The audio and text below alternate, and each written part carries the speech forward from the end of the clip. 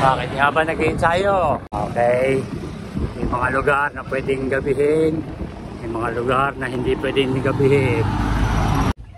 Hindi ko pa rin maramdaman na siklista ako. Siguro pa yung mga 120 kilometers na natakbo ko. 7 months ako walang bike. Yun yung natutunan dito.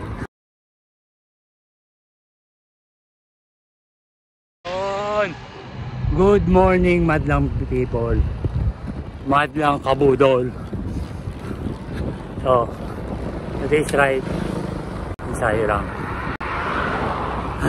Kasi hindi, kung medyo masipag-sipag, ganahan, samahan natin ang Aurora.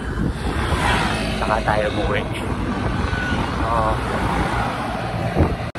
bakit nga ba nag-ensayo? Para hindi tayo mabigla, pupuntahan natin yung mga rides. So kailangan pinagkahandaan. Hindi binibigla. Hindi tulad nung nag-abra ako. 7 months ako walang bike. Tapos binigla mo pumunta ng abra. Sakit. Malitid ko, leg ko, nanakit, nabigla sa ride. So, yun yung natutunan dito. And now, status natin ngayon. Although 1 week na nakakaraan yung lechon na yun, pero nararamdaman ko pa sa akin mga taba-taba. Nakadikit pa, hindi pa na ilalabas, hindi pa na ano, so kaya palalabasin natin para bumalik yung ano natin, pagiging siklista. Yan, siklistang long ride. Yan, diba? Huwag natin babanatan agad. Tama lang, inabudol ako nung last ride ko. Mabubudol nga talaga ako sa ride nyo. Mabibigla sa malayo. So, yan. So, hataw muna ako, SND. Kita-kits mamaya. Yun lang.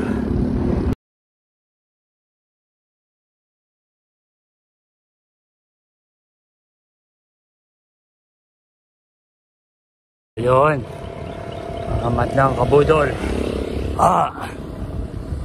Kita nyo naman, almost 42 kilometers. Tuloy ang takbo. Nag-average na takbo ng 27, 28. Yan yung pinaka-average natin. Ngayon ko na nararamdaman yung gutom. Parang gusto ko na kumain, magpahinga ako. Yun ang tubig. So yan yung sinasabi ko. Pag wala ka sa kondisyon, hanap mo pagkain, hanap mo tubig, hanap mo lahat. So yun lang ang experience ko. So kailangan lang natin malampasan yung itong experience na to. So yun ang napapakondisyon natin. So bakit nga ba natin ginagawa yun? So imagine mo na lang yung takbo mo ng Marawi. Diba? 5 ka umalis, 5 ka dumating dun. Ang pahinga ko lang nun ay 30 minutes kung kumain lang ako. Around alas 12 na yun. 12:30 ride out. So imagine mo na lang wala ka sa kondisyon. So mag-aalmusal ka pa. Kaya natin magme-merienda ka pa. Magpapahinga ka pa. Ganito ako mag-ensayo. Madaling salita, kung magpapahinga pa ako ng 1 oras, at 1 oras pa ulit at dagdagan mo pa ng kalahating oras yung kinain ko kasi may merienda eh, magahan, tanghalian. So alas 8 ako matatapos nun, so kailangan mag-ensayo, medyo paghahandaan katulad nun. Hindi ka prepared, kailangan mo mag-hotel kasi babaw ka ng Marawi. Okay, pero prepared ka, ensayado ka. 160 kilometers alas 3 may airplane yung ahon dito.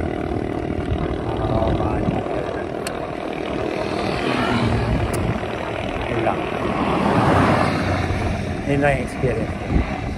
Kaya kailangan mag-ensayo ng bawas kain. The more you kain, the shorter your ride. Madalas kang kumain, mas gagabihin ka mag-ride. Okay? Wala sa layo yan. Pare-pares na ang layo. Pero kayo, ginagabi. Ako, ayoko magpagabi. Diyan pwede. Pero sa mga pinuntahan ko, hindi pwede. Okay? May mga lugar na pwedeng gabihin, may mga lugar na hindi pwedeng gabihin.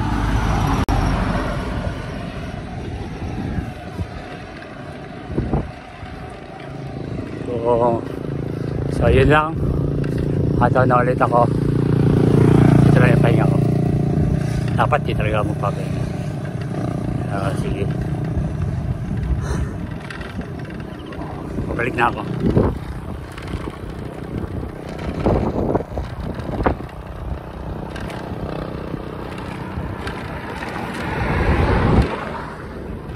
So yun lang. Hindi ko pa alam kung magka-aurora ako or whatever.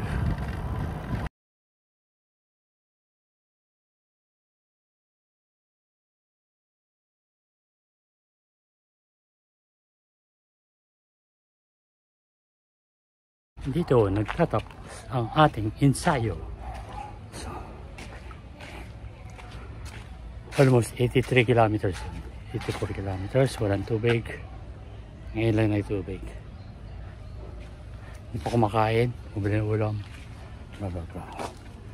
So, hindi ko pa rin maramdaman na siklista ako. Siguro pa yung mga 120 kilometers na yung natakbo ko sa 5 oras. Wala lang, trip ko lang. So yan, pauwi na sa squad, karga ng bike, maputik dito sa amin. Yun lang. Thank you mga kabudol.